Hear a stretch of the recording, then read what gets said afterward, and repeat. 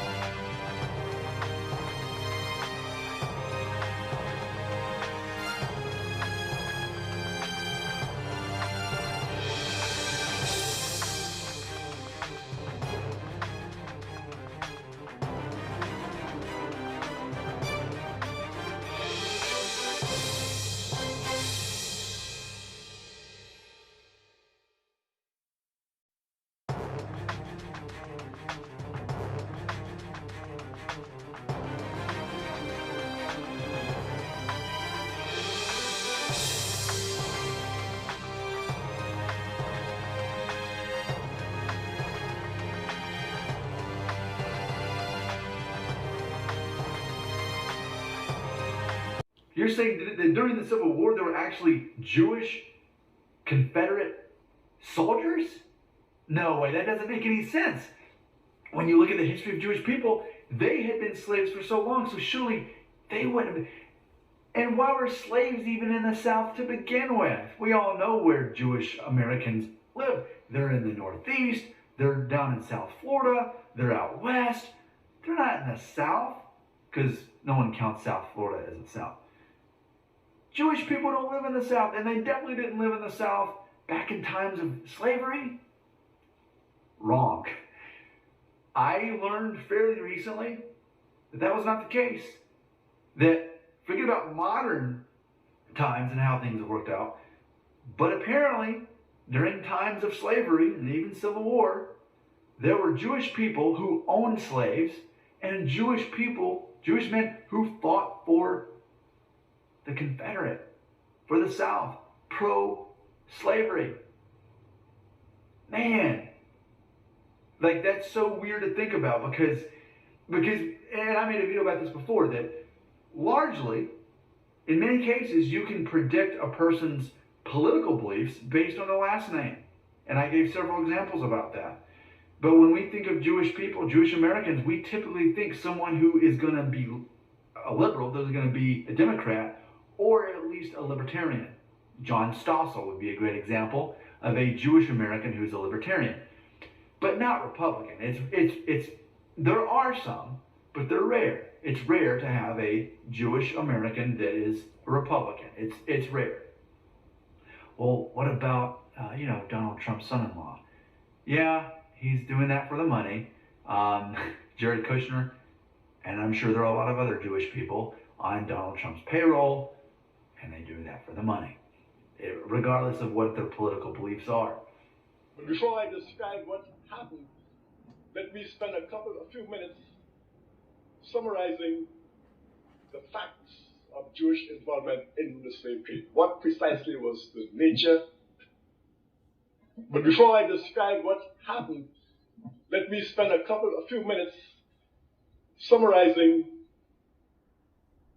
But before I describe what happened, let me spend a few minutes summarizing the facts of Jewish involvement in the slave trade. What precisely was the nature of the Jewish involvement in the African slave trade? The Jewish involvement in the African slave trade begins, as far as I can tell, long before the actual slave trade across the Atlantic itself. The transatlantic slave trade has its immediate origins around about 1441. when Portuguese sailors landed on the West African coast and kidnapped a few Africans, brought them back to Europe. Africans were brought back to Europe, to Portugal and to Spain as part of that particular trade for several years. Columbus, of course, arrived in the Americas in 1492, approximately half a century later. In 1502, the first Africans were brought to the Caribbean. The Caribbean is where the transatlantic slave trade begins, and many Americans don't know that.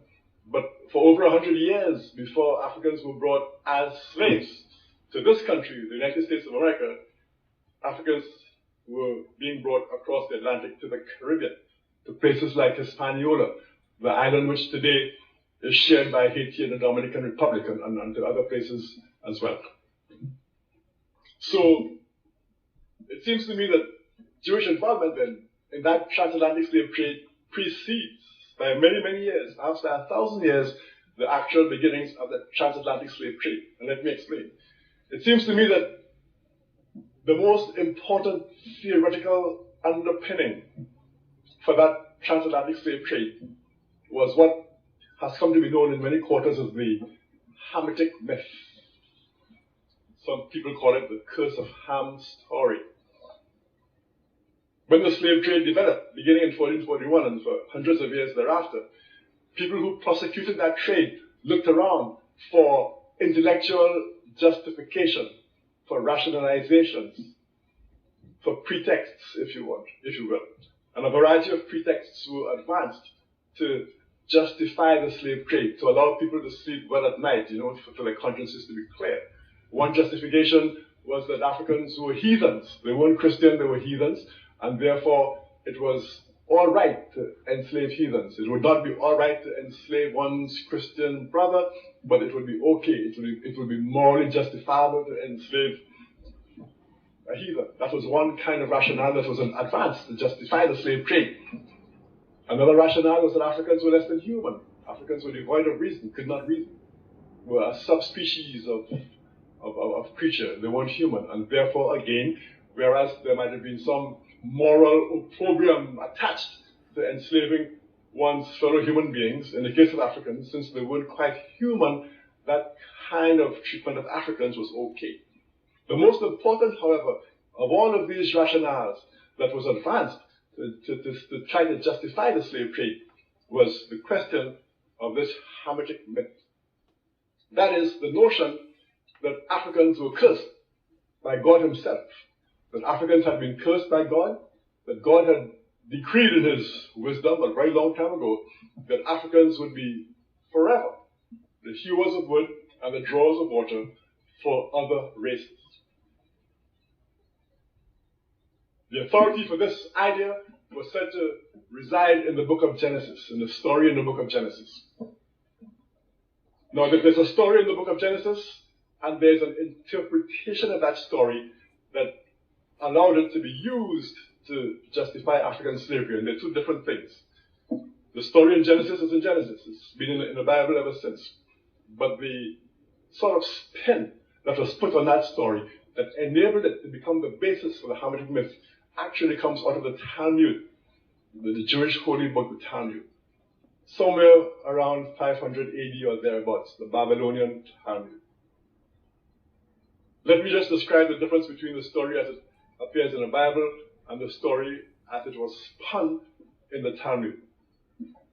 According to the Bible, Noah, after the flood, apparently had a vineyard someplace, and he partook of the wine that was produced out of his vineyard. He got himself drunk one night, went into his tent, took his clothes off, as people often do when they get drunk. And according to the biblical story, he had three sons, Ham, Shem, and Japheth. Ham apparently entered the area where his father was lying in his drunken, naked stupor, and Ham, in an act of disrespect, gazed upon his father's nakedness. And apparently went back outside and informed his two other brothers of his father's condition. According to the biblical story, the two other brothers then came inside the tent or wherever, and out of respect for their father, they kind of backed into the tent. They would not look directly at him in his naked condition. They backed into the tent, they covered him with some kind of a garment. And according to the biblical story, when Noah revived when he, arose from his drunken stupor and realized what had happened. He then cursed Ham's son Canaan and all of his descendants forever, and said that they would be the servants of the descendants of the other two brothers, Shem and Japheth.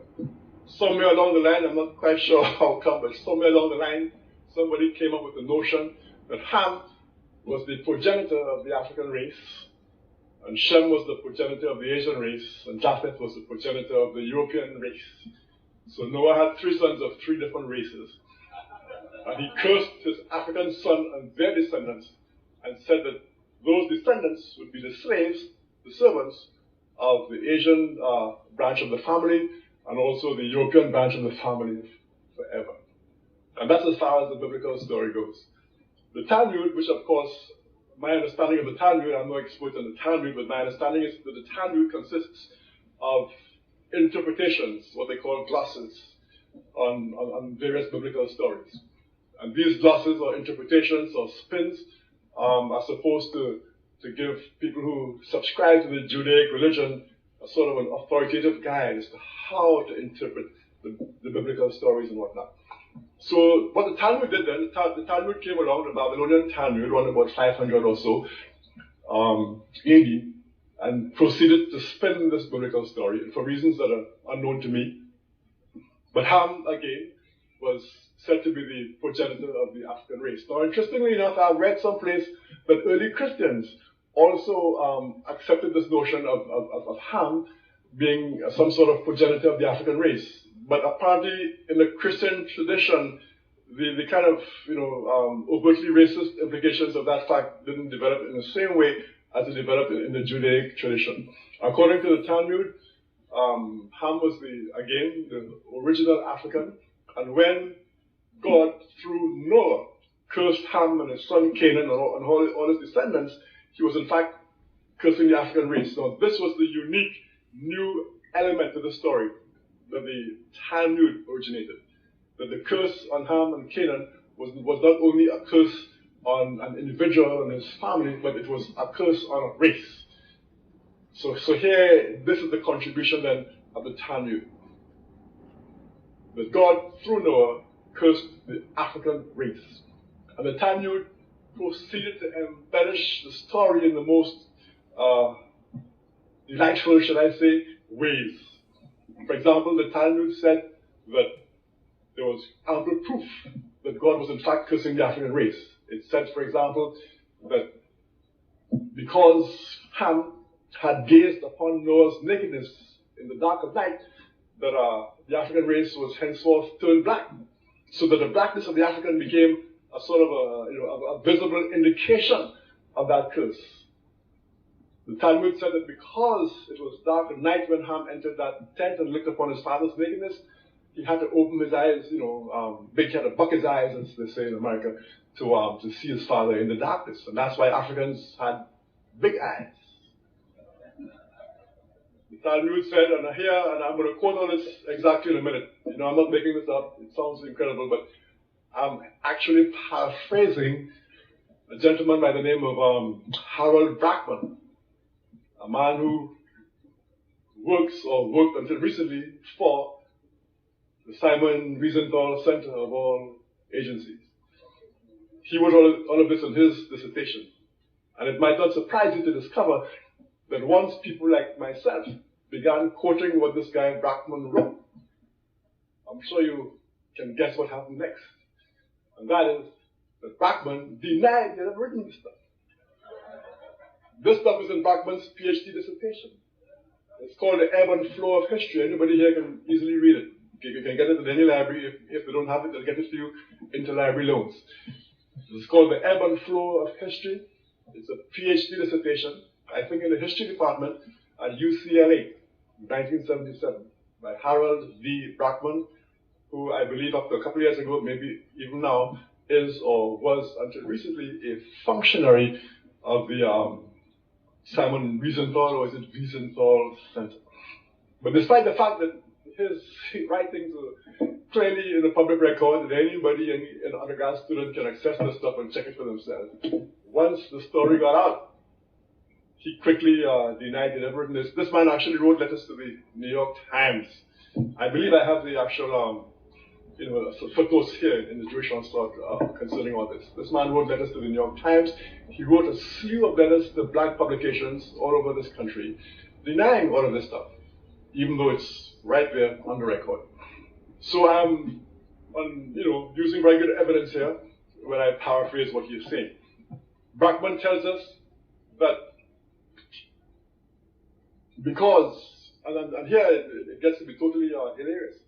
Now, these Jewish rabbis, the sages, they call them, the wise men who put together this Talmud, they actually invented. I mean, they sort of elaborated on the biblical story. It's like a jazz musician who improvises.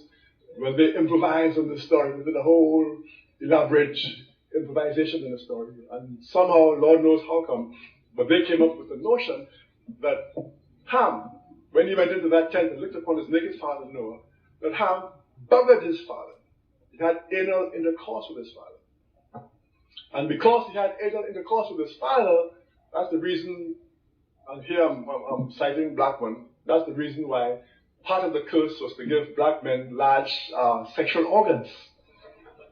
So all of this was part of the curse. The black skin, the big eyes, even the kinky hair too, big sexual organs, all of this.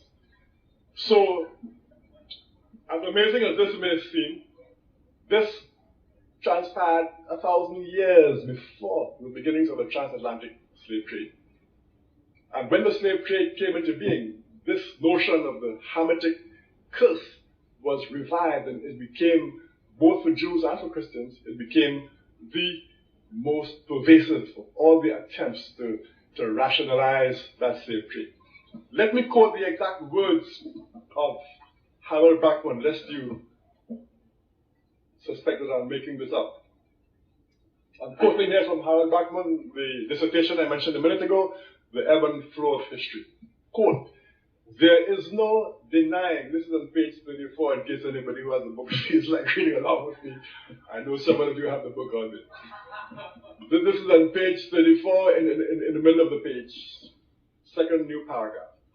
"There is no denying that the Babylonian Talmud was the first source," and listen to how unequivocal he is here. It was the first, the very first. In other words, this is Brackman from the Simon Wiesenthal Center acknowledging that the Talmud was the place that invented the story of the Hamitic curse. "There is no denying that the Babylonian Talmud was the first source to read a Negrophobic content into the episode." Here he is referring to the episode of Ham looking upon his father's nakedness. He goes on to suggest that these early sages, some of them,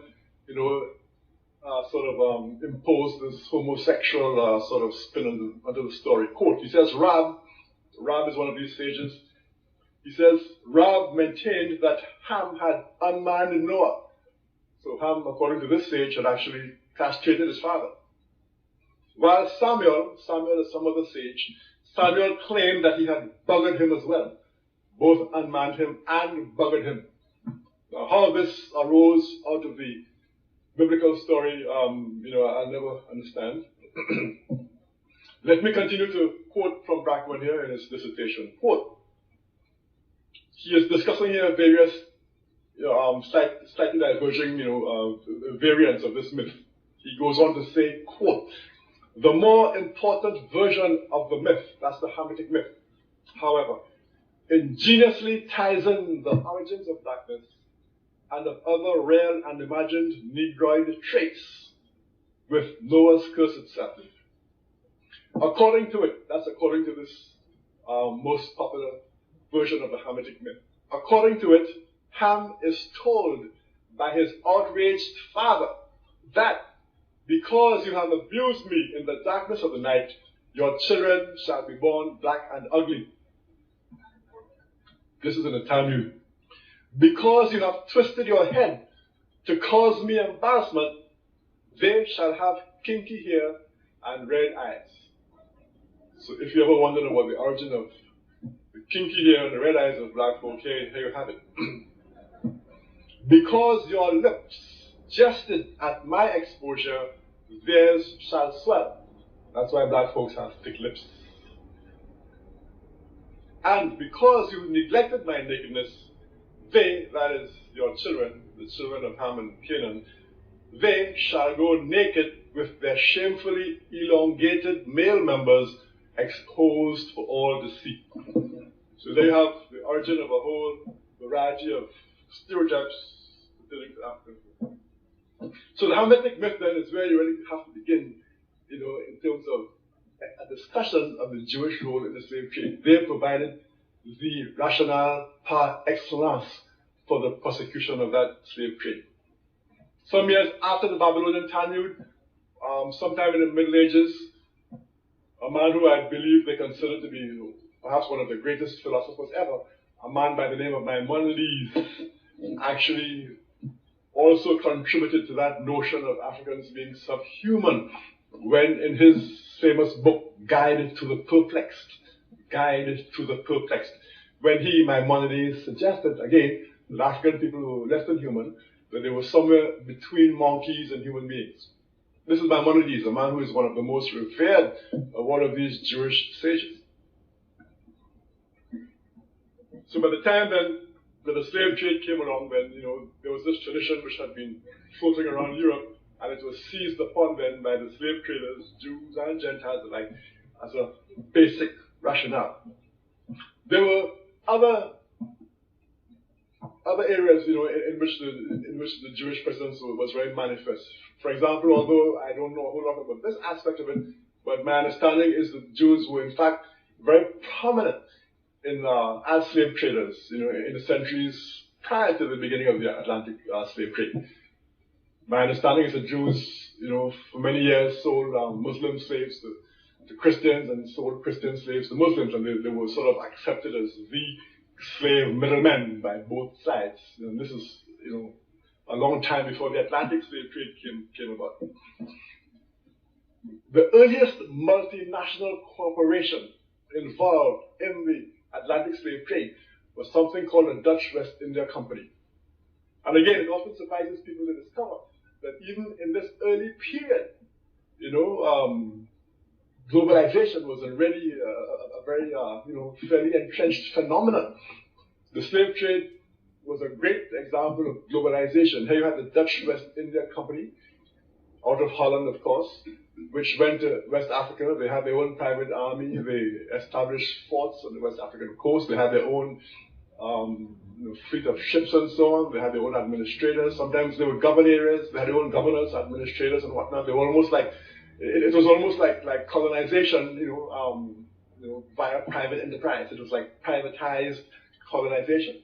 And all of this, of course, transpired with the sanction of European governments. These were like surrogate governments almost, these chartered companies as they were often called. So the Dutch West India Company in the 1600s then was the pioneer in this kind of multinational, globalized prosecution of the slave trade. And apparently a large number of the shareholders, the stockholders in this Dutch West India Company were Jews. The Jews had been chased out of Portugal and Spain. They had been chased out of all kinds of places. They found some respite from their wanderings in Holland. They became an influential factor in Holland. And I've seen a variety of figures. This too is an area of some controversy. I've seen estimates varying from 25% to 50% concerning the stake of Jewish stockholders in the Dutch West India Company.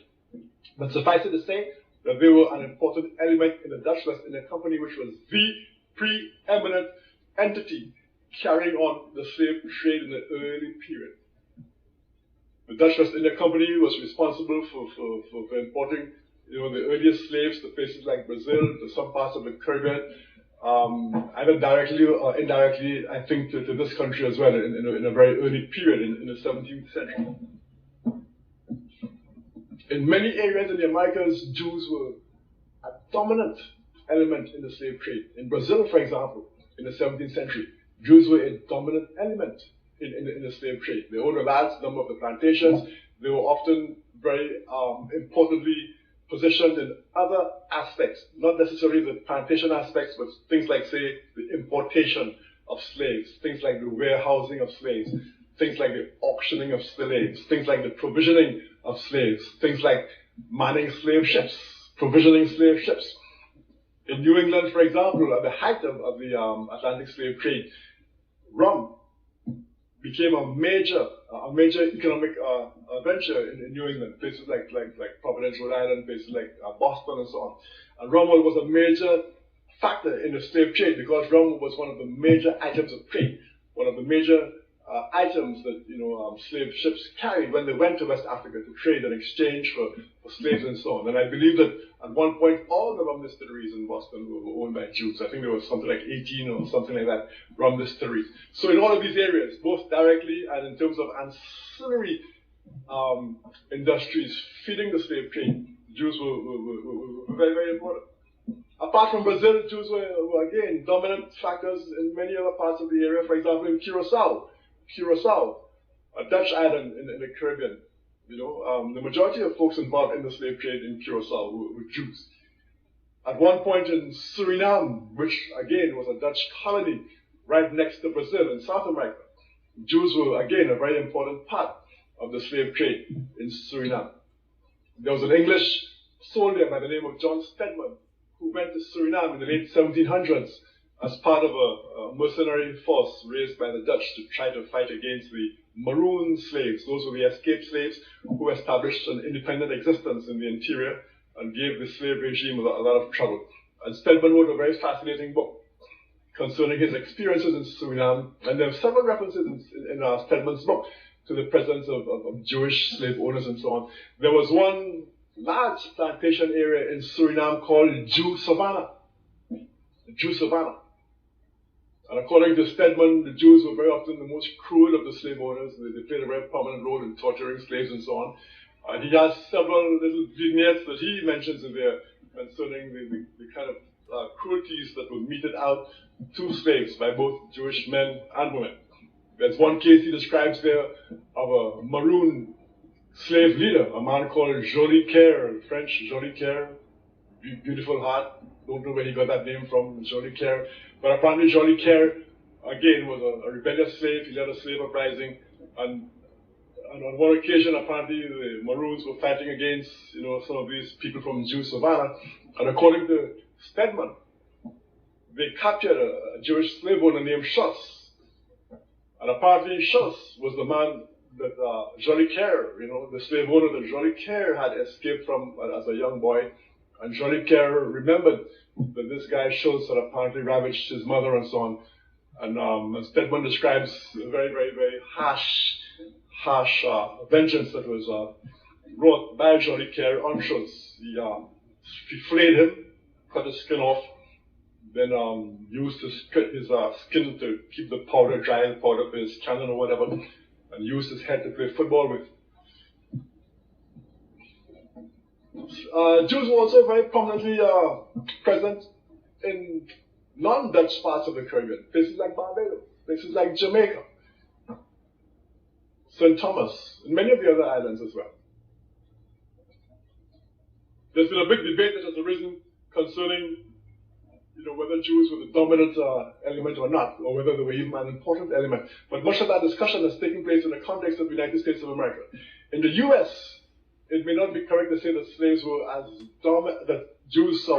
dominant in the slave trade as they were in parts of, say, the Caribbean or Central America. Nevertheless, Jews were an important part of the slave trade in this country, in the US of A, anyway. In fact, in the US of A, Jews apparently played a role in the slave trade that was greater than their numbers in the overall population would suggest. Just as in 1992, a study done based on the Forbes magazine list of the richest people in America for 1992, a study based on that list discovered that something like 33% of the billionaires in the US of A were Jews, based on the Forbes list of 1992, at a time when Jews claimed to be 2.5% of the United States population. So just as in 1992, they were overrepresented in the high echelons, of this country. Just so during the slave trade, even though their numbers may have been relatively small, and many of the people who have tried to refute, the suggestion that Jews were prominently involved in the slave trade in this country, many of those people have put forward figures suggesting that Jews were only a very minute portion of the overall American population. Yes, they were a very small percentage of the American population, but that has nothing to do with their role in the slave trade, the importance of their role. The role was much greater than their numbers in the overall population would suggest. As a matter of fact, a Jewish historian has done a study of the 1830 census in the South and has come up with the conclusion that something like 75% of Jewish households in the South in this country in 1830 owned slaves, whereas the percentage for white households generally was only something like 36%. So the Jews were approximately twice as likely as non-Jews, as the white population, to own slaves in this country, in the South, in 1830. So again, we're talking here about, proportions rather than absolute figures. Some of the most important slave ship owners in colonial America were Jews. Perhaps the best known of these is a man called Aaron Lopez. I noticed that many of these persons had Spanish or Portuguese sounding last names, and that's because they were Sephardic Jews. When this whole question arose, around my involvement in all this, many Jews were heard to say that there were no Jews in America prior to the 1880s. In fact, Nathan Glaser, a very famous academic out of Harvard University who should know better, he actually wrote that there's no way that Jews could be responsible for the slave trade in America, since there were no Jews here, he said, before 1880. Of course, there were European Jews here in the 19th century before 1880, German Jews and so on. But there were Sephardic Jews here from the very beginning. From the 17th century, there were Sephardic Jews coming in here to New York and later to other places. So hence the Spanish-sounding names like Nunez, names like Lopez, names like Castro, interestingly enough, names like Ferreira, Herrera, Gomes, Gomez. All of these names, interestingly enough, suggested Jewish origin in colonial times. As somebody was saying to me yesterday, you could usually get a hint of their Jewishness from their first names. The last name might be Gomez or Nunez or Castro, but the first name might be Jacob or David or something like that. Aaron. So Aaron Lopez was out of Newport, Rhode Island. He was one of the largest slave ship owners in colonial America. This man had a fleet of ships for many years. He sent his ships to West Africa. They traveled from West Africa to the Caribbean, to Barbados, to Jamaica, St. Thomas, places like that. He had members of his family situated in the Caribbean. He had a whole network going on. And he brought slaves back here as well.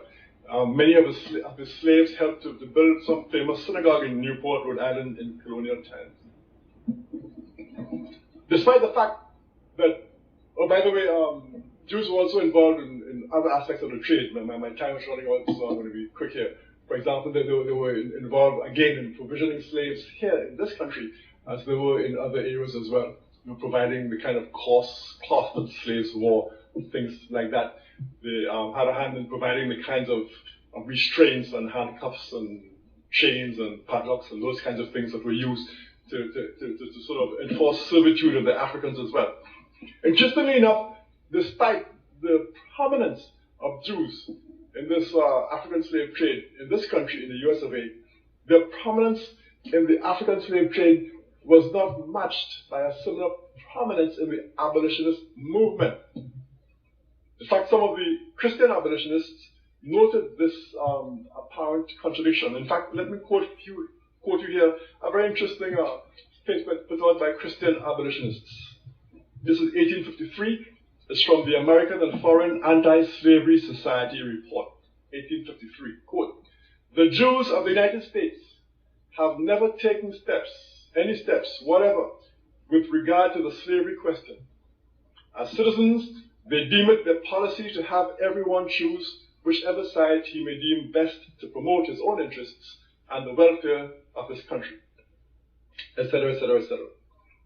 This statement concludes as follows, quote, "The objects of so much mean prejudice and unrighteous oppression as the Jews have been for ages, surely they, it would seem, more than any other denomination, ought to be the enemies of caste and friends of universal freedom.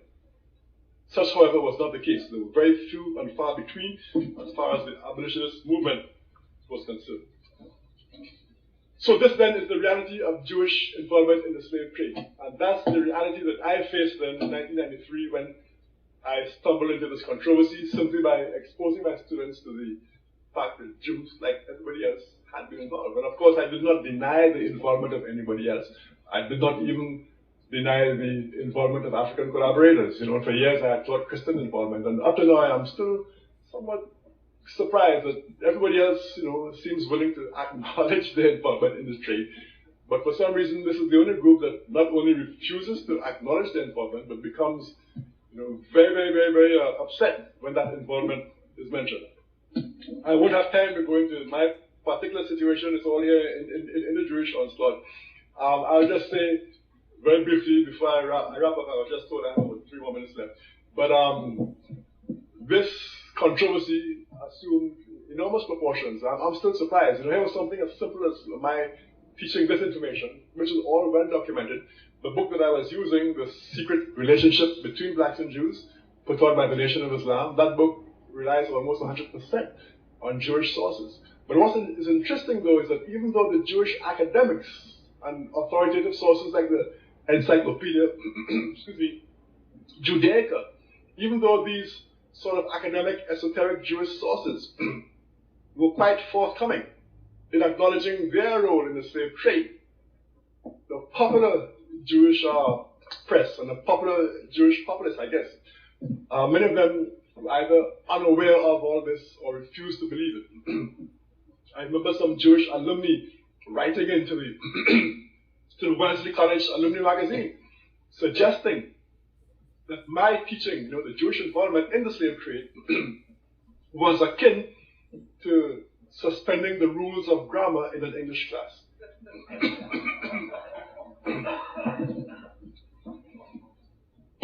The end result of all this is that the role of Jews in the slave trade, something which was unknown to many folks prior to 1993, something which was largely unknown to me because of the hullabaloo created by the Jewish media and so on, I think that has, in a sense, had an effect that they perhaps did not anticipate. And that is that something which was in fact a secret relationship is no longer secret. The whole world is now aware of the fact, thanks to the hullabaloo created by the Jewish media, of the Jewish involvement in the slave trade. And even though there has been an incredible effort since 1993 on the part of the Jewish media to sort of counterattack. For example, the Amistad Movie was part of that counterattack. The Amistad Movie very subtly suggested that Africans were the ones responsible for their own enslavement.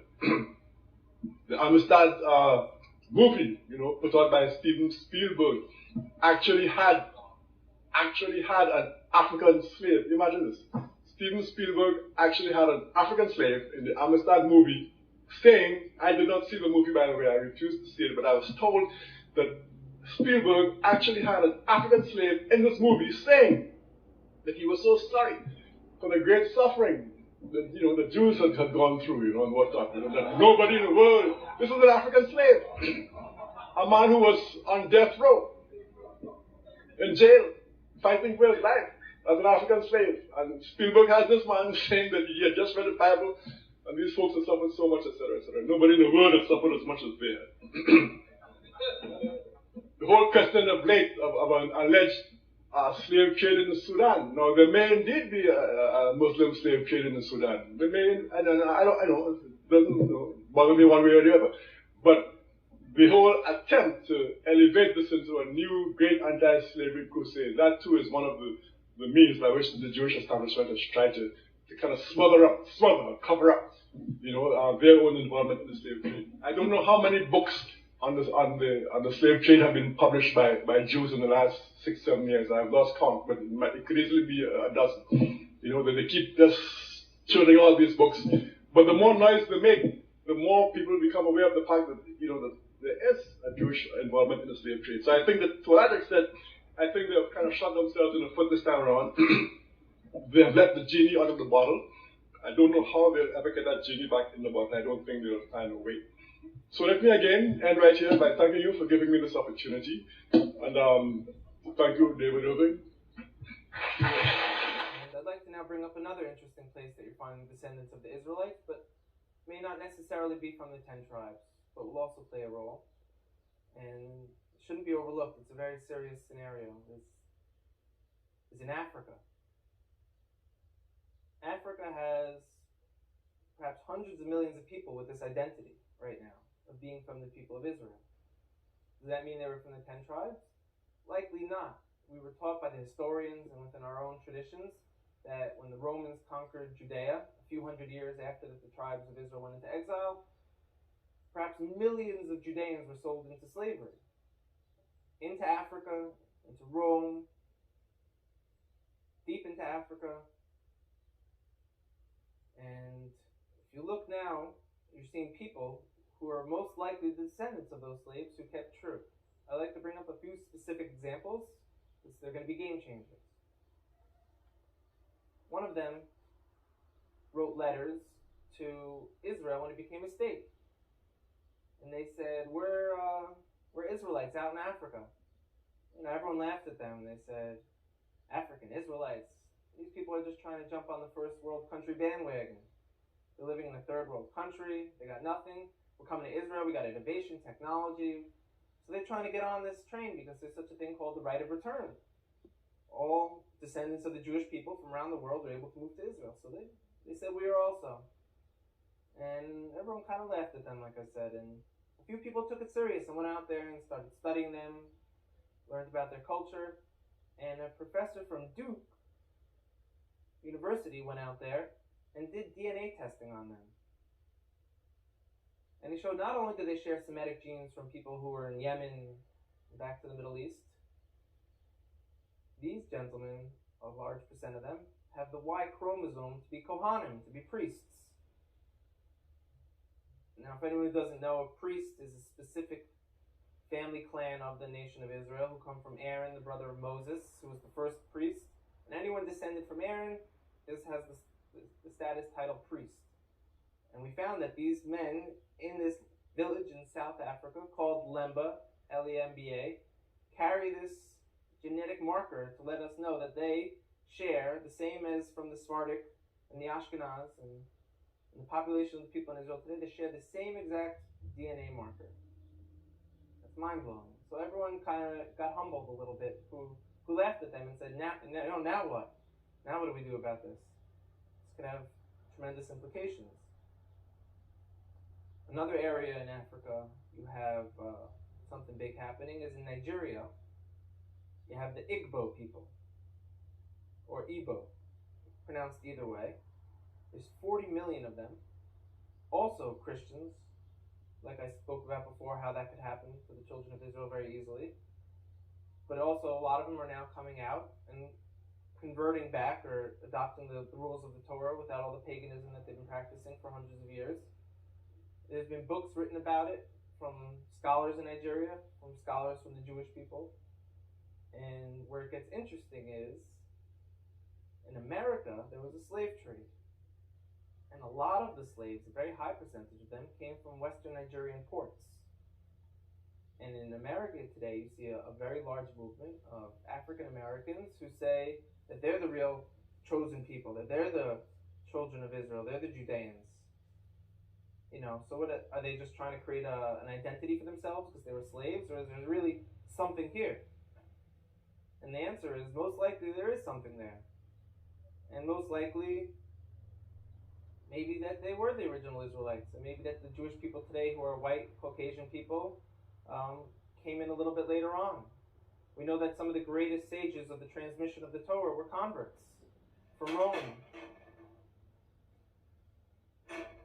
You have a man named Onkelos who wrote a commentary on the Torah, unprecedented, that we still learn today. He was a convert.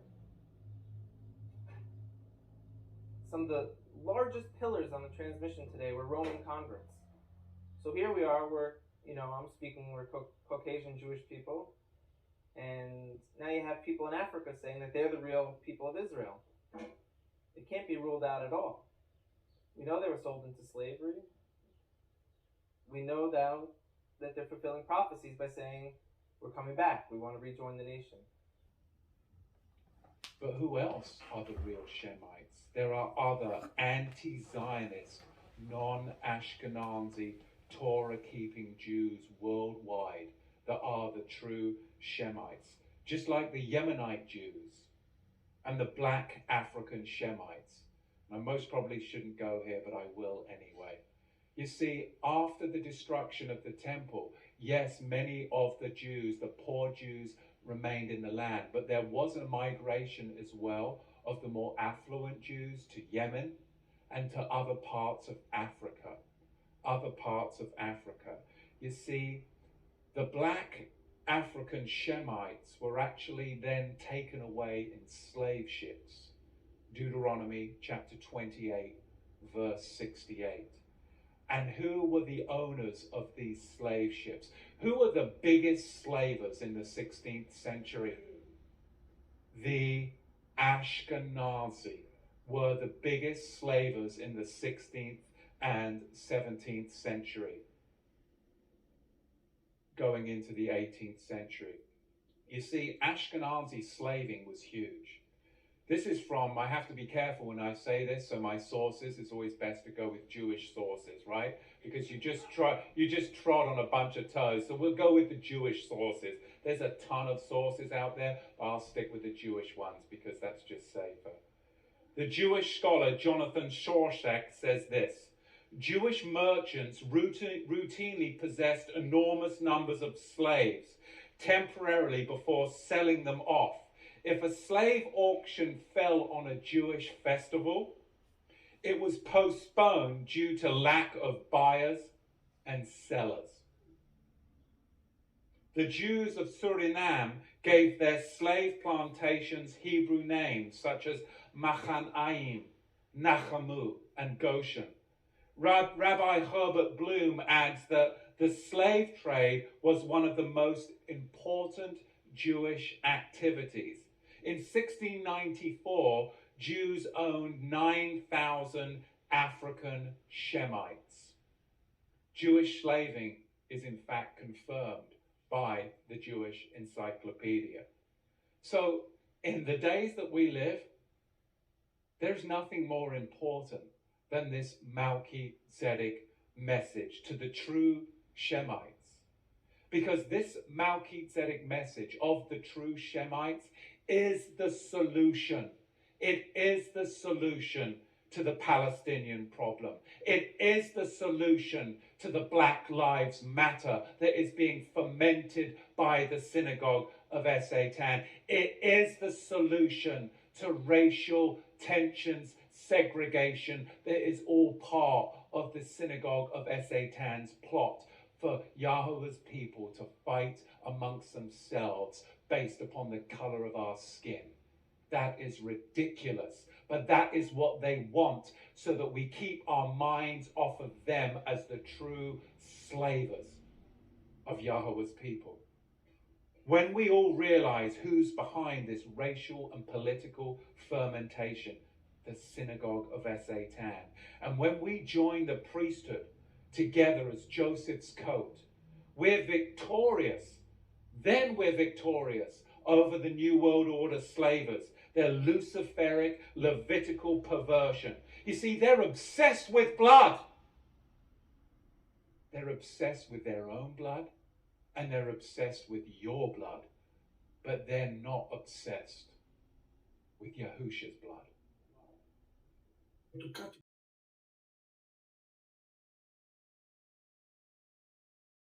categorize as murder. I want to explain to you this evening what's going to take place this Shabbat. This is as significant as a Shabbat that we are coming upon Parashat Nesor as the night of the bride. And I want all of us to be aware and understand what is happening right now. I've been sitting and I've been praying and I've been meditating and I asked God, why is this wave just after the coronavirus is happening? What is the connection? Listen to what I'm saying today. Between the coronavirus to now the lawlessness that is taking place in the United States of America.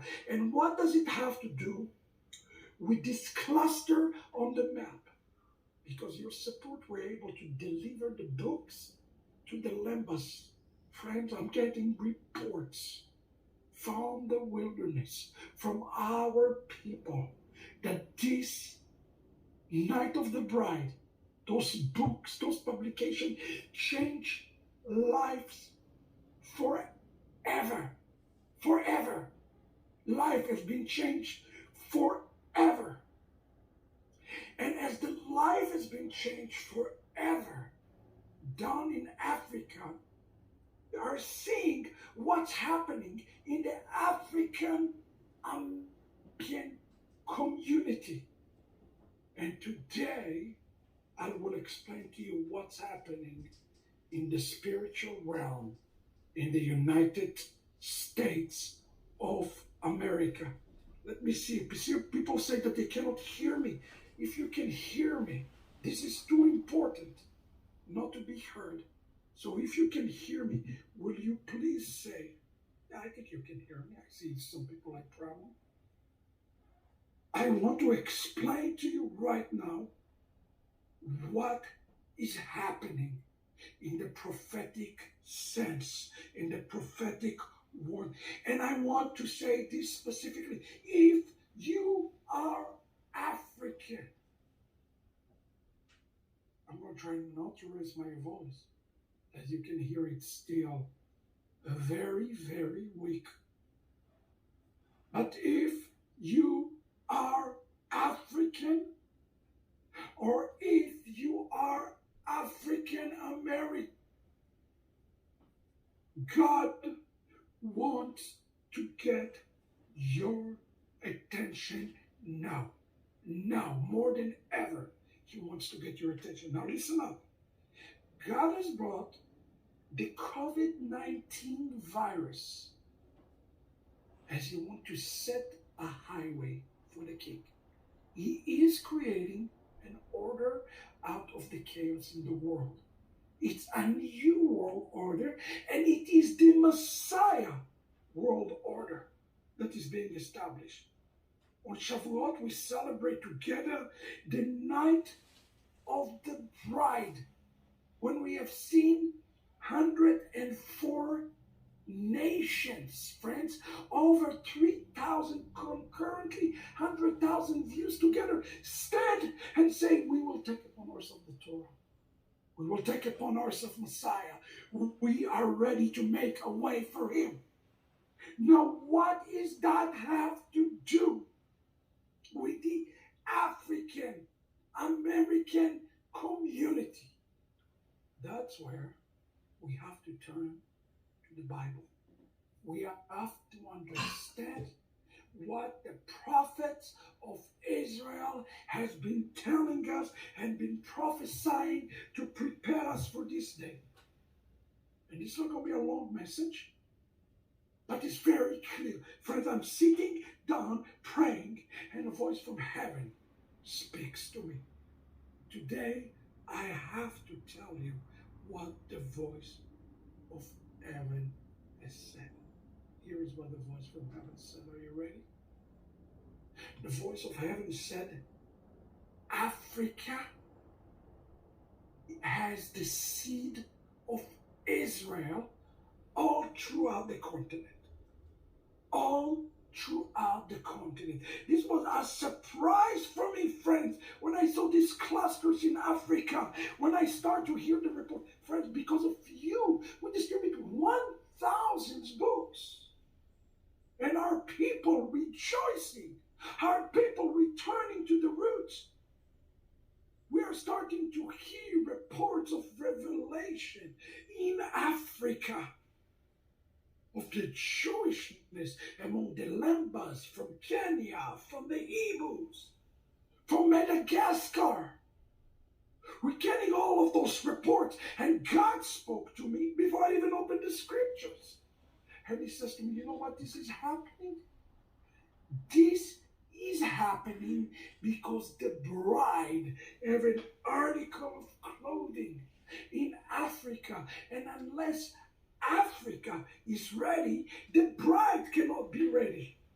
Remember, the bride is whole, the bride is full, and a major part of the house of Israel, what we scripture call Zera Israel, the seed of Israel, is right there, hidden in Africa. In a minute, you will understand what's happening in the United States of America. Tune in with me. Stay on this message right now. I need you to focus. Because the revelation that I'm giving you today is not Reverend Shapiro. Heavens spoke to me. Heavens spoke to me, and he told me, change the plans for this Shabbat. Change everything for the Shabbat. Something supernatural is about to happen with Africa and with the African American community. Let me say it again. Something supernatural is about to happen with the African American community. I have given 1,400 messages. I never once addressed the African American community. But tonight, I am, because you have a very special invitation. Africa has a very special invitation. And the time is now. This is why we are seeing this revival. Look with me what it says. According to our stages, it says, according to Amos, chapter 9, verse 7. Check this out. I saw this verse, I was floored. It says, Israel, Israel, these northern tribes, Nikreu, they are called Cushim. Cushim. They call Cushim. The word Cushim comes from the word Cush. Cush is Ethiopia, or the area surrounding Ethiopia. And it says that Israel is likened, or they are called Cushim, as it is said. Cushim comes from the word black.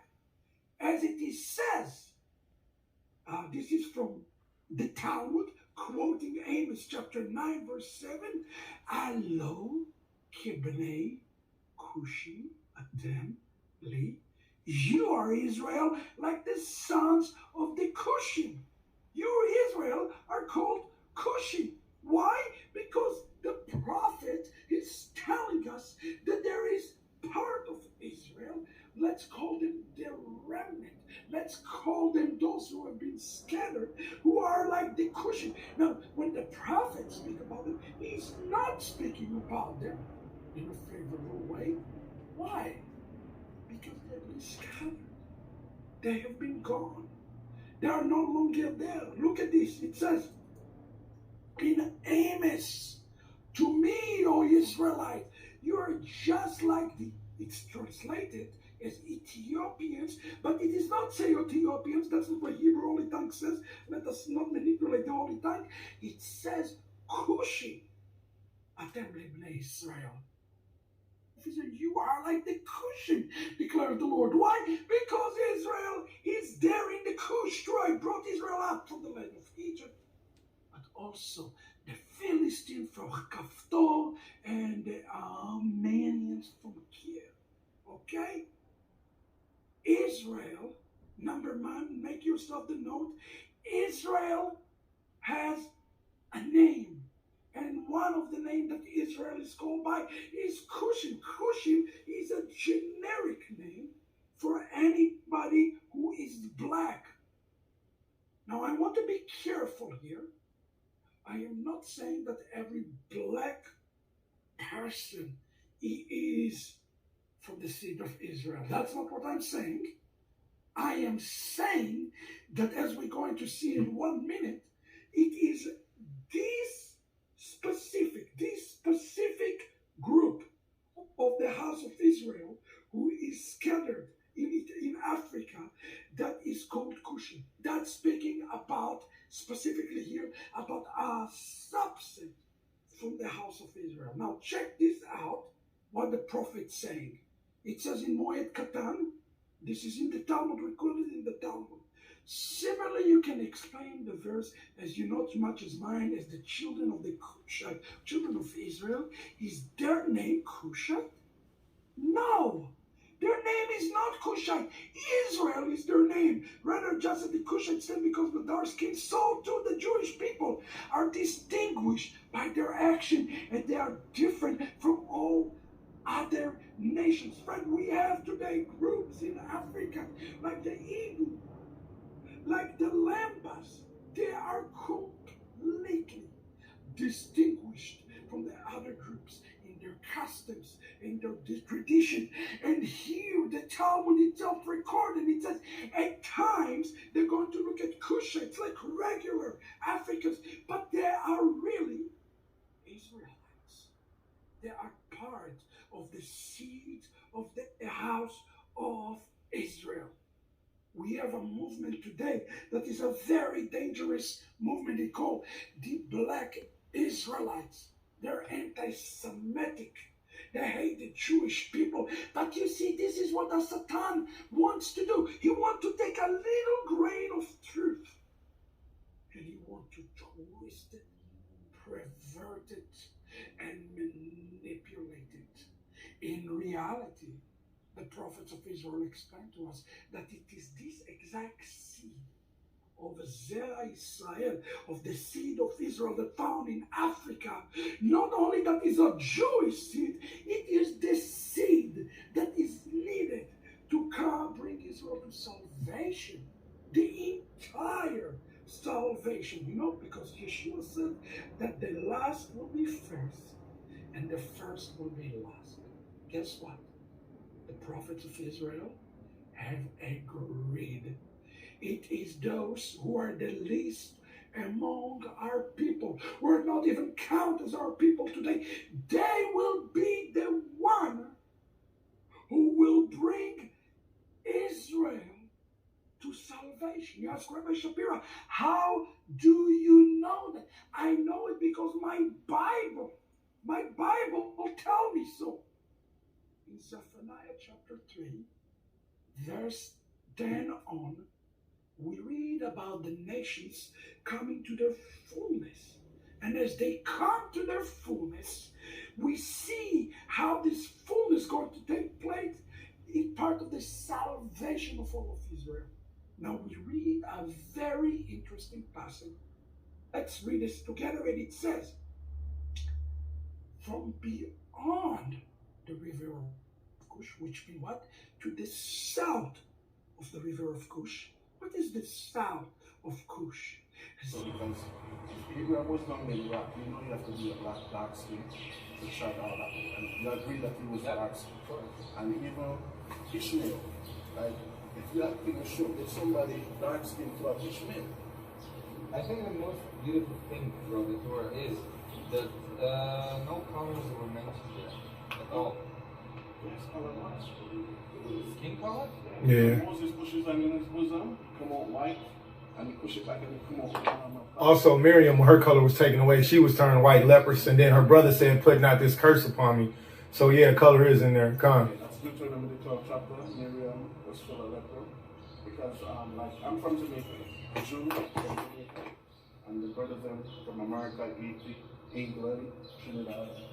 So we see it like it's unbalanced. Because we know all those people back then was dark, and it is everybody here would admit that. But now we come and we see something, and everything is just like whitewash. So like that's what I wanted to ask about that president. Which president was that? About the Amistad president? Yeah, which president was he again? Because I need help for my edification. He was the Egyptian president. Right. Was he the president? You said before Abdel? No, after. After? Do you remember the quote that he gave? The speech? But he said that you left here black and came back white. He said we cannot accept you. You will never live here in peace. When he was speaking about the Jewish nation. Do you remember that speech? The one before him. The one before him carried that speech. Okay. And this was before the war. This was before the Yom Kippur War. Who did? I'm just asking, like, you work here, like, what's the future? What changes you all see? Because we know Abraham was dark skinned. We know Solomon 1 verse 5, Solomon was dark skinned. Jeremiah 8:21, he told the Jeremiah, Job 30:13, all they were dark skinned. But no, it's just like if we're building a better foundation and if we're building a truth, where do we stand in that history?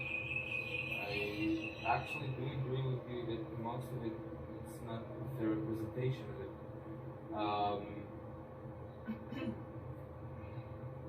I'm not sure that, for example, do you have the Abraham was described as white or a black person? Dark. Yeah. They all were dark. Yeah. Earlier, you agreed that they weren't, but they're not far from all of Yeah, he's from Iraq, basically. Although actually there is also and even Ishmael in the movie was white. We know what color Ishmael is. And the movie is not exactly like the sources. It's, for example, I stuff that don't hold. You have the 10 Commandments with Moses, and Moses was called as Pharaoh's son. And then they show you a movie in Hollywood where Moses was I think you're right. I agree with you. You watch Passion of Christ with Mel Gibson? The Mel Gibson portray Yeshua as white in the Bible telling Revelation 1:13-15 that Yeshua was dark and clear. So we just want to know, like, what will change? Because just like they said, the Egyptian was your friend. No, Egypt is the enemy to Israel. Like everybody's enemy to us. Like nobody mentioning us. If you said black Jew, the first thing, Ethiopia, no, we're not Ethiopian. Because we don't even accept Ethiopian as Jews. Because Ethiopians are not Jews. They put Kush, they're in that region. I think it's something like Christianity, okay, that it has a lot of streams, so it's called in Hebrew at least. And to my opinion, okay? Yeah. There's a problem with the streaming video. You know that? I'm sorry, guys. No streaming video, okay? She went for him. Okay, no problem. Okay. And then not only that. Copyrights and the plays and then not only that, I asked and he gave me permission. So. This is the only problem with that. So no worries. Okay. Yeah, no worries. Yeah, come. Like, it was just a normal conversation. We're just saying, if you're going to be truthful, you're going to be truthful. As the scripture tells us, Christ teaches that we must be at peace with all men. Look, if so you're saying about causing a conflict or nothing. If you're talking about believing in Judaism and who counts as Jew or not, I think the Ethiopian people count as well as Jewish people. So and what again, about the blacks in America? what about the blacks in the Caribbean? Huh? What about the blacks in America? The blacks in the Caribbean, the black nation? Also, not long time ago, an Israeli politician mentioned it that about, I think, 90% of the Jewish people in the United States are not counted even as Jewish because they were conservative. And they thought they preach against Zionists, but that was politics. Well, your boss here, I don't want to get in no trouble. But you're right. I know I'm right.